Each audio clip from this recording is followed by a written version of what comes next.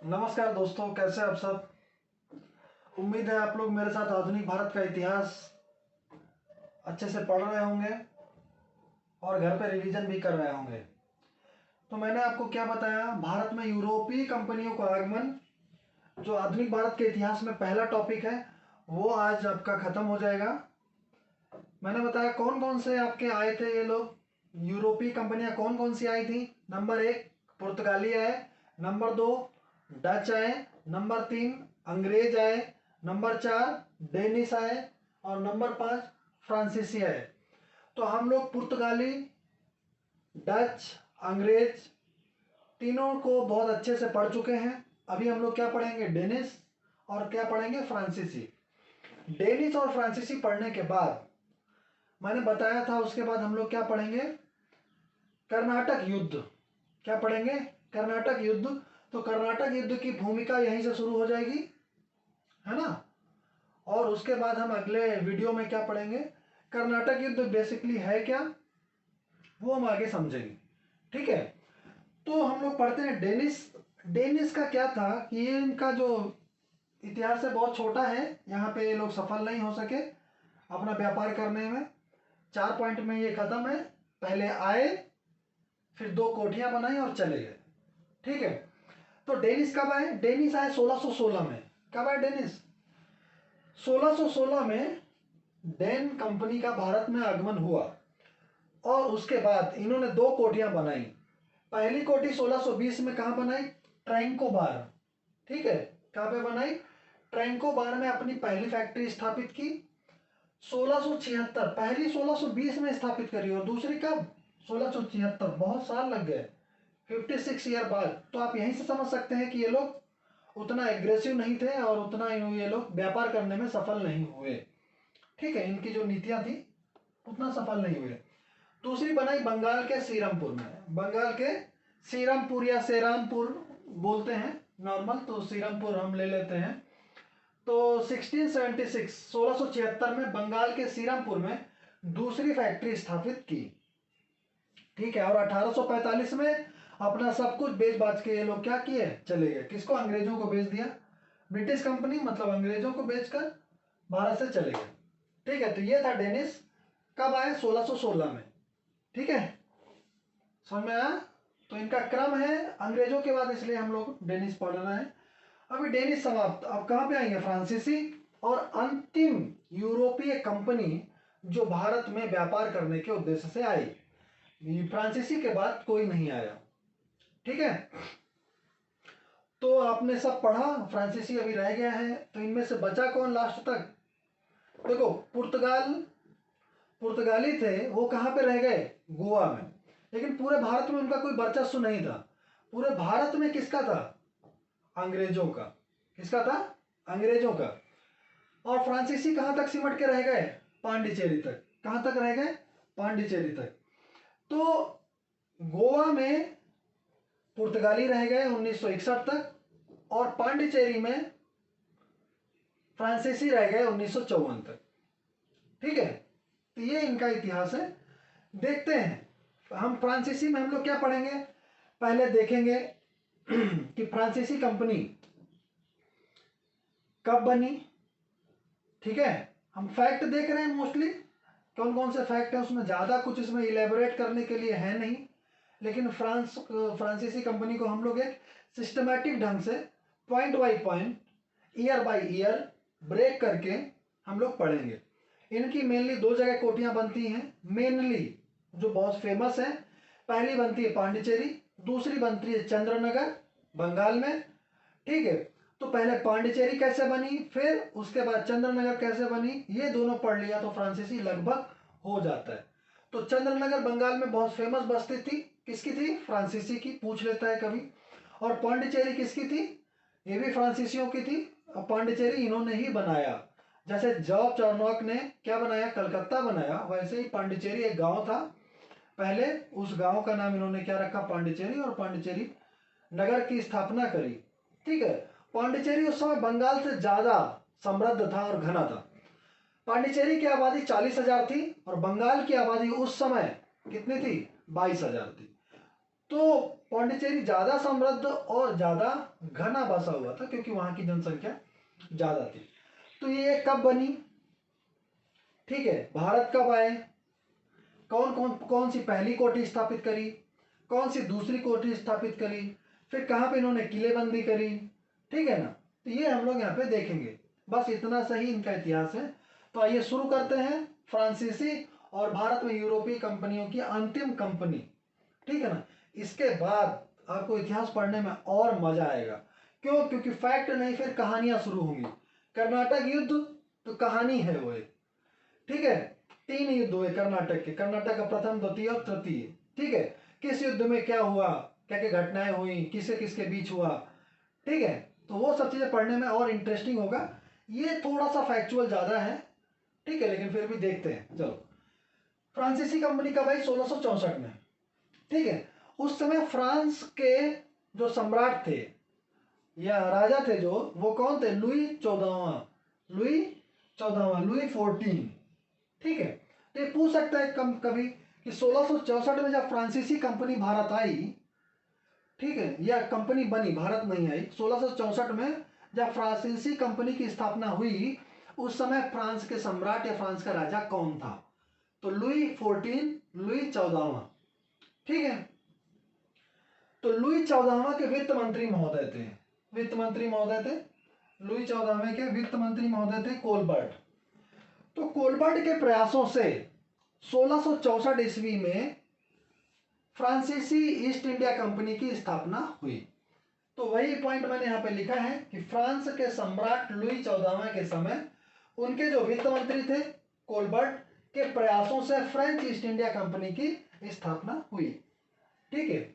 इसको और भी कुछ बोलते हैं फ्रांसीसी में, लेकिन उसका उतना इंपॉर्टेंट नहीं है, छोड़ देते हैं, ठीक है। जैसे पुर्तगाली को एस्टादो द इंडिया, वैसे इसको भी बोलते हैं, तो उतना इंपॉर्टेंट नहीं है, ठीक है। यहां तक आपको समझ में आया। अब इसका जो प्रबंधन था, इसका जो शेयर होल्डर था, वो पूरी की पूरी गवर्नमेंट थी, ठीक है। कोई प्राइवेट पार्टी इसमें इन्वॉल्व नहीं थी। ये सरकार के द्वारा बनाई गई कंपनी थी। आप समझ रहे हैं ना, वित्त मंत्री ने बनाई कोलबर्ट के प्रयासों से, तो कौन है? ये वहां की सरकार है। तो फ्रांस एक ऐसी कंपनी थी जो पूरी की पूरी वहां के सरकार द्वारा स्थापित की गई थी। इसमें मतलब सारा पैसा और सारा प्रशासन वो किसका था? फ्रांसीसी कंपनी का था, मतलब फ्रांस के सरकार का था। इस कंपनी का वित्तीय एवं प्रशासनिक संचालन सरकार द्वारा किया जाता था, ठीक है। तो ये इंपॉर्टेंट पॉइंट है, पूछ सकता है। तो ये इंपॉर्टेंट है आपका, ये सरकार द्वारा किया जाता था। अब भारत में जैसे कैप्टन हॉकिंस आए सबसे पहले, है ना। उसके पहले कौन आए थे? मिल्टन हॉल, है ना। मिल्टन हॉल स्थल मार्ग से आए थे, लेकिन वो नहीं, मैंने क्या मानते हैं 1600 के बाद 1608 में कौन आए थे? Captain Hawkins. वैसे ही इनका कौन आया? फ्रैंको कैरो, फ्रैंको कैरो 1664 में बनी, 1667 में फ्रैंको कैरो महोदय आए। फ्रैंको कैरो के नेतृत्व में एक फ्रांसीसी दल भारत आया। इसके दल में एक व्यक्ति का नाम था मरकारा। कौन था? फ्रैंको कैरो के नेतृत्व में एक फ्रांसीसी दल, उस दल में फ्रैंको कैरो के साथ एक और व्यक्ति का नाम था मरकारा, ठीक है। तो अब ये आ गए तो क्या करेंगे? कोठियां स्थापित करेंगे। तो पहली कोठी कब बनाई? 1667 में आ गए। एक साल बाद 1668 में इन्होंने क्या बनाई? प्रथम व्यापारिक कोठी सूरत में स्थापित करी। कहां पे? सूरत में। तो प्रथम व्यापारिक कोठी 1668 में फ्रांसीसियों ने फ्रैंको कैरो के नेतृत्व में कहां पे स्थापित करी? सूरत में स्थापित करी। लेकिन जो मरकारा आया था उसने भी कुछ काम किया। 1669 में मरकारा ने जो गोलकुंडा के सुल्तान थे उनसे एक अधिकार पत्र प्राप्त किया, है ना। गोलकुंडा के सुल्तान से एक अधिकार पत्र प्राप्त किया। और गोलकुंडा कहां पे है? मछलीपट्टनम, मछलीपट्टनम कितनी बार पढ़ाया, डचों के समय भी आया, अंग्रेजों के समय भी आया, और अब यहाँ पे भी आ रहा है। तो मछलीपट्टनम कहाँ है आपको पता चल गया होगा, ठीक है, बिल्कुल। अभी देख लीजिए, इंपॉर्टेंट है ये मछलीपट्टनम। मैंने आपको बोला था, अगर आप मेरी बातों को सीरियसली ले रहे हैं, ठीक है, तो आप मैप में ये सारी इनकी स्थिति कहाँ पे है आप जरूर देखें, ठीक है। वैसे मैं कोशिश कर रहा हूँ कि आप में जो ये सारे हैं किसी दिन मैं मैप में सारे पॉइंट आउट करूँगा, ठीक है, आपको दिखाऊंगा, लेकिन आपका भी दायित्व तो बनता है कि आप मेरे साथ ये सारी चीज़ें मैप में जरूर देखें, ठीक है। तो मरकारा ने 1669 में गोलकुंडा के सुल्तान से एक अधिकार पत्र प्राप्त किया, क्या कि मछलीपट्टनम में दूसरी व्यापारी कोठी स्थापित करी। तो गोलकुंडा के अधीन था यह मछलीपट्टनम, गोलकुंडा के राजा के अधीन रहता है। तो मछलीपट्टनम में दूसरी व्यापारी कोठी स्थापित की गई। कहाँ पे? मछलीपट्टनम में। पहली कहाँ पे बनी? सूरत में 1668 में। 1667 में आए फ्रैंको और मरकारा, फ्रैंको कह रहा हूं और मरकारा। फ्रैंको ने सूरत में बनाई, मरकारा ने कहाँ पे बनाई? मछलीपट्टनम। ये दो कोठियां इनकी बन गई। इसके बाद 1672 में क्या हुआ? एडमिरल हे ने गोलकुंडा के सुल्तान, देख रहे हैं, इन्होंने उससे क्या कर दिया? युद्ध कर दिया। किससे? गोलकुंडा के सुल्तान। और वहां पे डच भी थे मछलीपट्टनम, उनकी मेन व्यापारी कोठी थी मछलीपट्टनम डचों की। तो एडमिरल हे ने गोलकुंडा के सुल्तान तथा डचों को हराकर सेंट थोमी, मैंने लिखाया था डचों की कुछ प्रमुख कंपनियां, कुछ प्रमुख व्यापारिक कोठियां कहां कहां पे, उसमें एक नाम आया था सेंट थोमी। ये कहां पे? गोलकुंडा में ही है। मछलीपट्टनम वहीं पे सेंट थोमी है, कुछ दूर पर। तो सेंट थोमी में इन्होंने कब्जा कर लिया। किसने? फ्रांसीसियों ने। कौन थे महोदय? एडमिरल हे, उनका नाम था हे। एडमिरल हे ने गोलकुंडा के सुल्तान को भी हराया, डचों को हराया और सेंट थोमी पर कब्जा कर लिया। लेकिन वापस इन पे पलटवार हुआ, गोलकुंडा के सुल्तान और डचों ने मिलकर के वापस इनको हरा दिया 1673 में, और सेंट थोमी पर डचों का अधिकार हो गया वापस। उन्होंने उनको हराया 1673 में, वापस इनको हरा दिया 1673 में, और सेंट थोमी पर डचों का वापस कब्जा हो गया, ठीक है। तो ये 1672 और 73 दोनों जुड़ा हुआ है। 72 में एडमिरल हे ने हराया, सेंट थोमी ले लिया, वहां पर डचों ने और गोलकुंडा के सुल्तान ने उनको हराया और सेंट थोमी ले लिया। फिर 1673 में घटना होती है क्या? फ्रैंको मार्टिन, ये इंपॉर्टेंट है। 1673 एक तो ये हो गया, दूसरी घटना होती है 1673 में।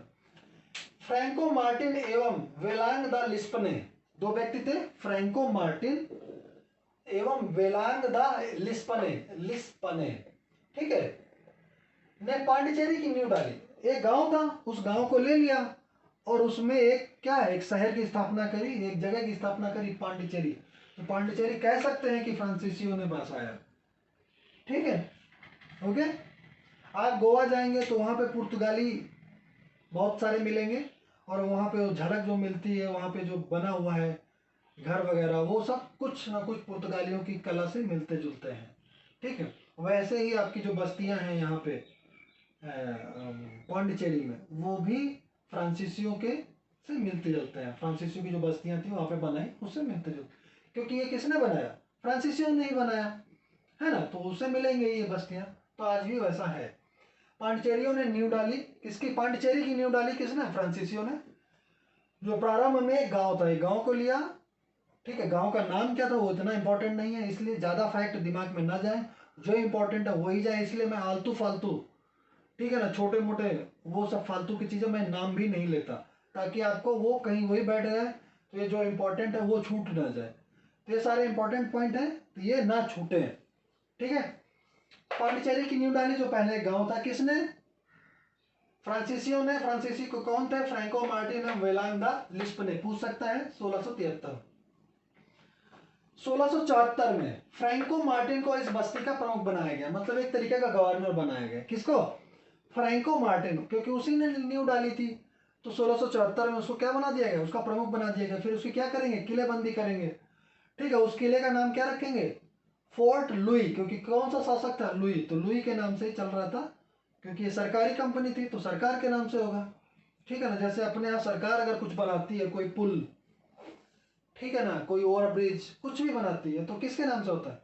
या प्राइम मिनिस्टर के नाम से होता है, या किसी न किसी, ऐसा ही होता है ना, सरकार के नाम से होता है ना। तो वैसे ही ये सरकार था, तो फोर्ट बनाया गया जिसका नाम था लुई लुई। तो 1674 में फ्रैंको मार्टिन को क्या बनाया गया? इस बस्ती का प्रमुख बनाया गया। 1701 में क्या हुआ? पांडिचेरी को सभी बस्तियों का मुख्यालय बना दिया गया। जितनी भी बस्तियां थी वो सब किसके अधीन आ गई? जैसे आपका ये था सूरत, दूसरा आपका क्या था ये मछलीपट्टनम, अब किसके अधीन आ गए? सब पौंडीचेरी, क्योंकि पौंडीचेरी इनका प्रमुख केंद्र बन गया और यहाँ पे फोर्ट बन गया। जब फोर्ट बन जाता है कहीं पे तो फिर उसके अधीन सब कर दिए जाते हैं। जैसे आपको याद होगा मैंने पढ़ाया था कि अंग्रेजों का फोर्ट सेंट जॉर्ज है ना, उन्होंने बना लिया था कहाँ पे? मद्रास में, है ना। और फिर मद्रास के अधीन बंगाल की सारी कोटियां और ये सब कर दी गई थी। ठीक है, तो जहाँ पे आप पहले फोर्ट बनाएंगे उसको मुख्यालय बना देते हैं, फिर बाकी जो छोटी छोटी कोटियां इन्होंने स्थापित करी उसको उसके अधीन करा देते हैं। ठीक है, ताकि वहां से प्रशासन अच्छे से चल सके। तो वैसा ही इन्होंने किया, कॉमन फैक्टर है हर जगह। तो 1701 में पांडिचेरी को सभी बस्तियों का मुख्यालय बना दिया गया और फोर्ट लुई की स्थापना की गई। एक फोर्ट बनाया गया जिसका नाम था, क्या था? Fort Louis. फोर्ट लुई सरकार के नाम से एक फोर्ट बनाया गया जिसका नाम दिया गया फोर्ट लुई। यहां तक समझ में आया? मैंने बताया था आपको इस समय यह बंगाल से ज्यादा समृद्ध और घना था पांडिचेरी। ठीक है, यहाँ की जनसंख्या कितनी थी? 40,000। कितनी थी? 40,000। और बंगाल की उस समय कितनी थी? 22,000। समझ में आया? यहाँ की जनसंख्या कितनी थी? 40,000 और बंगाल की कितनी थी? 22,000। तो बंगाल से ज्यादा समृद्ध और घना था ये पांडिचेरी। तो आपने देखा कि कैसे पांडिचेरी इनकी प्रमुख बस्ती या प्रमुख केंद्र बन गया। ठीक है, अब हम देखेंगे बंगाल। क्या देखेंगे? बंगाल। तो डचों का जो इनका फ्रांसीसियों का जो संघर्ष होगा आगे, जिसको बोलते हैं कर्नाटक युद्ध। अगर आपसे पूछा है कर्नाटक युद्ध किससे किसके बीच हुआ, तो आपको लगेगा कर्नाटक का कोई राजा होगा, ठीक है, या तो और भारत की कोई, भारत में आई हुई कोई यूरोपीय कंपनी होगी, या फ्रांसीसी पढ़ रहे हैं तो फ्रांसीसी हो सकते हैं, उनके बीच हुआ। गलत। अंग्रेजों और फ्रांसीसियों के मध्य कर्नाटक युद्ध हुए। ये आप बात नोट कर लीजिए, ध्यान से पढ़ लीजिए, ये कभी गलत मत करिए। ठीक है, तो जब आपसे पूछा जाएगा तो आप गलत नहीं करेंगे, 1 नंबर का क्वेश्चन आप गलत नहीं करेंगे। कर्नाटक युद्ध को क्या बोलते हैं? आंग्ल फ्रांसीसी युद्ध भी बोलते हैं। आंग्ल मीन्स अंग्रेज, फ्रांसीसी तो पता ही है, तो आंग्ल फ्रांसीसी युद्ध भी बोलते हैं कर्नाटक युद्ध को। ठीक है, तो अब देखते हैं बंगाल। क्या देखते हैं? बंगाल। पांडिचेरी में तो बन गई, वहां छोड़ते हैं। बंगाल में अब इन्होंने क्या किया, ये देखो, यहां से कहानी चली, ये 1701 तक गई, लेकिन बंगाल की कहानी फिर से शुरू होगी 1674 से। ठीक है ना, 1672 यहाँ पे, उसके बाद ये 73, 74 यहाँ पे, ये 74। 1701 में तो ये इसकी फोर्ट लुई की स्थापना हो गई थी, मुख्यालय बन। 1674 में क्या हुआ? बंगाल के सूबेदार, मैंने अंग्रेजों में भी पढ़ाया है, बंगाल के सूबेदार उस समय कौन थे? शाइस्ता खां। कौन थे? शाइस्ता खां ने क्या दे दिया इनको? चंद्रनगर की व्यापारिक कोठी बनाने की अनुमति दे दी। चंद्रनगर में आप बना सकते हैं, तो ये इंपॉर्टेंट है फ्रांसीसियों के लिए। क्या? चंद्रनगर। बंगाल में इनका प्रमुख जो व्यापारिक कोठी थी वो कौन सी थी? चंद्रनगर। इसकी किलेबंदी भी की गई। कैसे की गई? जैसे अंग्रेजों ने सूता नदी की थी शोभा सिंह के कारण, वैसे ही यहाँ पे भी हुआ। ठीक है, 1674 में बंगाल के सूबेदार शाइस्ता खान ने चंद्रनगर में किसको? फ्रांसीसियों को व्यापारिक कोठी बनाने की अनुमति दे दी। ओके, फिर क्या हुआ? शोभा सिंह और रहीम खां। शोभा सिंह के साथ और कौन थे? एवं रहीम खां के विद्रोह के कारण इनको चंद्रनगर की बस्ती की किलेबंदी करने की अनुमति मिल गई। वही रीजन जो सूता नदी में जॉब चौरनॉक ने किया था। ठीक है, तो इसका नाम अभी क्या रखा गया? किलेबंदी हो गई तो उसका कुछ ना कुछ नाम रखा जाएगा। Fort Orleans. Fort Orleans. Fort Orleans of Chandernagore. Chandernagore का क्या था? ये फोर्ट ऑरलियंस रखा गया इसको। ठीक है, समझ में आया? चंद्रनगर की किलेबंदी हो गई तो बंगाल में चंद्रनगर अपने आप इंपॉर्टेंट हो जाता है। किसी भी की किलेबंदी हो जाएगी किसी व्यापारिक कोठी की, और वो एक फोर्ट बन जाएगा। ठीक है, किलेबंदी मतलब फोर्ट, फोर्ट को क्या बोलते हैं? किला। तो वो अपने आप में एक इंपॉर्टेंट हो जाएगा। ठीक है, अब यहाँ पे देखो किलेबंदी हो गई तो क्या हो गया? ये 1692 में बंगाल में चंद्रनगर मुख्य बस्ती बन गई इनकी। चंद्रनगर मुख्य बस्ती बन गई। ठीक है, समझ में आया? 1692 में, 92 से 94 के बीच में ये प्रॉपर होता है, तो यहाँ पे लेते हैं 92। बंगाल में चंद्रनगर मुख्य बस्ती बन गई। फिर 1720 में एक और घटना हुई कि इस कंपनी का पुनर्गठन किया गया। ये जो सरकारी कंपनी थी, ठीक है ना, कौन, फ्रेंच ईस्ट इंडिया कंपनी, इसका एक तरीके से पुनर्गठन किया गया, कुछ इसमें सुधार किए गए 1720 में। फ्रांसीसी कंपनी का पुनर्गठन किया गया। उसके फलस्वरूप इन्होंने कई जगह अपनी व्यापारिक कोठियां बनाई, जैसे 1721 में मॉरिशस में बनाई, 1725 में माहे, ठीक है ना, जैसे आपने बताया ना पौंडीचेरी, माहे, कराईकल और यमन, इन सबको, यनम, इन सबको मिला करके ही हम क्या बोलते हैं, पौंडीचेरी बोलते हैं, ठीक है ना। तो ये 4 जगह अलग अलग हैं, इनकी स्थिति देखेंगे। तो ये देखो 1725 में कहाँ पे बनाई, माहे में। 1739 में कहाँ पे बनाई, कराईकल में। इन पर क्या कर लिया, अधिकार कर लिया और यहाँ पे अपनी व्यापारिक कोठियां बनाई, ठीक है। तो मॉरिशस तो इंडिया में है नहीं, लेकिन बनाया, ठीक है, पास में है। एशिया की बात हो रही है तो मॉरिशस में इन्होंने बनाया। इसके बाद 1720 के बाद कहाँ कहाँ पे इन्होंने बनाया वो दिया गया।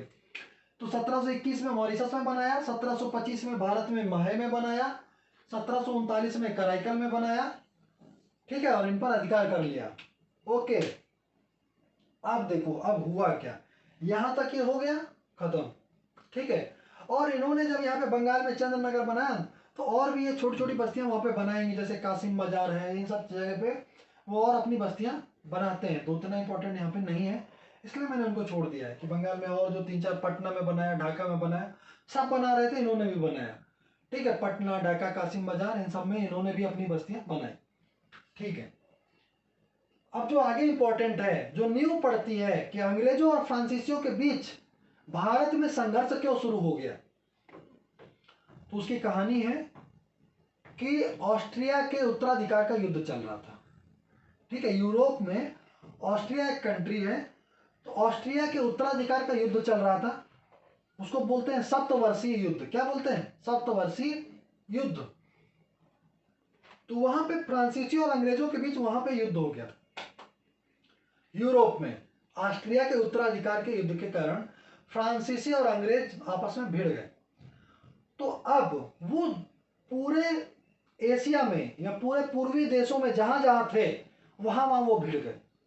कैसे, जैसे मान लेते हैं आपके घर या पड़ोसी से आपकी लड़ाई हो जाती है, ठीक है, तो उनके रिश्तेदार या उनके घर वाले अगर बाहर रहते होंगे, मान लेते शहर में पढ़ने हैं, आपके घर का बच्चा भी शहर में पढ़ने गया कोई, तो उनकी वहां भी लड़ाई हो जाएगी, क्योंकि घर पे लड़ाई हुई है तो वहां पे भी हो गई, ठीक है ना। तो जहां जहां उन 2 घरों से रिलेटेड जो जो लोग होंगे तो वो सब आपस में दुश्मनी मानेंगे।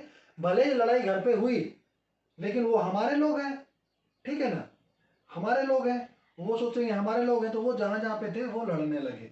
तो वही रीजन यही पे यहाँ पे इनका हुआ कि जहां पे फ्रांसीसी और अंग्रेज थे वहां वहां पे उनका आपस में क्या हो गया, युद्ध चालू हो गया। तो आंग्ल फ्रांसीसी युद्ध या कर्नाटक युद्ध का रीजन क्या था, ऑस्ट्रिया के उत्तराधिकार का सप्तवर्षीय युद्ध, जो कहां पे चल रहा था, यूरोप में चल रहा था। 18वीं सदी, 18वीं सदी मतलब 1701 से 1799, ठीक है। 18वीं सदी वो होती है, एक पहले मैंने बताया था पहले वीडियो में कि सेंचुरी क्या होती है। 18वीं सदी का मतलब 1700, एक पहले 1701 से 1799 तक को क्या बोलते हैं, 18वीं सदी। 18वीं सदी में यूरोप में ऑस्ट्रिया के उत्तराधिकार का सप्तवर्षीय युद्ध हुआ, जिसके कारण भारत में आंग्ल फ्रांसीसी संघर्ष हुआ। जहां जहां भी थे ये लोग, फ्रांसीसी और अंग्रेज आपस में भिड़ गए, ठीक है। अंततः अंग्रेजों की विजय हुई। रिजल्ट पहले ही आपको बता दिया, अगले वीडियो में आप पढ़ेंगे आंग्ल फ्रांसीसी युद्ध मतलब कर्नाटक युद्ध, लेकिन रिजल्ट आपको पता है, अंततः अंग्रेजों की क्या हुई, विजय हुई। अब फ्रांसीसियों का अधिकार सिर्फ पांडिचेरी तक रह गया। फ्रांसीसी कहां तक रह गए, फ्रांसीसी सिर्फ पांडिचेरी तक रह गए, ठीक है। और जो जहां पे वो कहां तक रहे, 1954 तक रहे, 1954 तक। तो ये आपका है भारत में यूरोपीय कंपनियों का आगमन सफलतापूर्वक समाप्त, अपने पहला टॉपिक। और एक बहुत ही जिसको बोलते हैं ना याद करने वाला, बहुत फैक्चुअल टॉपिक है, वो बहुत अच्छे से कर लिया है। मोस्टली बहुत सारे लोग इसको कभी कभी छोड़ देते हैं, ठीक है, सीधे बंगाल से स्टार्ट करते हैं, क्योंकि इसमें ज़्यादा कुछ अपना समझाने की गुंजाइश बहुत कम होती है। फिर भी मैंने कोशिश करी है, आपको कैसी लगी आप कमेंट जरूर करें, ठीक है, बिल्कुल, ठीक है। तो इसके बाद हम लोग क्या पढ़ेंगे अगले वीडियो में, कर्नाटक युद्ध पढ़ेंगे, ठीक है, उनको अच्छे से समझेंगे। उसके बाद हम लोग कहाँ पे प्रवेश करेंगे, बंगाल में, जिसका आप सभी को इंतजार होगा। फिर हम लोग बंगाल में प्रवेश करेंगे, ठीक है। तो आप लोग पढ़ाई करते रहिए, जैसा कि मैंने पिछले वीडियो में बताया था कि आपकी जो क्लासेस आएंगी शाम को 7 बजे आएंगी, तो उसमें थोड़ा चेंजेज है, ठीक है, क्योंकि उसको मैं शाम को 5 बजे के आसपास ही रिलीज करूँगा। ये क्लासेस जो भी हैं 7 बजे नहीं, 5 बजे, ताकि आप पहले भी पढ़ सकते हैं, ठीक है। और फिर आपके पास अवेलेबल है, आप जब मन हो तब पढ़ सकते हैं। वैसे आप मेरे साथ साथ चलेंगे तो आपकी तैयारी अच्छी होती रहेगी, ठीक है। तो हम आपके साथ निरंतर हैं, जैसा कि क्लासेस चल रही हैं प्रॉपर, आप हमारे साथ जुड़कर तैयारी करें, ठीक है। और जिन बच्चों को ज़रूरत है, आप उन तक ये सब हमारा चैनल या हमारे वीडियो शेयर करें, ताकि ज़्यादा से ज़्यादा लोग हमारे साथ जुड़ें और इसका जो भी लाभ है वो उनको मिल सके। जो ज़रूरतमंद है उनको तो ज़रूर ही मिलना चाहिए। ये मेरा भी दायित्व है और आपका भी दायित्व है कि आप उन तक ये चीज़ें पहुँचाएँ, ठीक है ना। ये मत सोचें कि सिर्फ आप ही पढ़ें और दूसरों को, कंपटीशन कम मत करें, कंपटीशन को बढ़ने दें, आप ज़्यादा मेहनत करें, ठीक है, बिल्कुल। जिनको ज़रूरत है उन तक पहुँचाएं, जिनके पास अभाव है, ठीक है, ओके, धन्यवाद।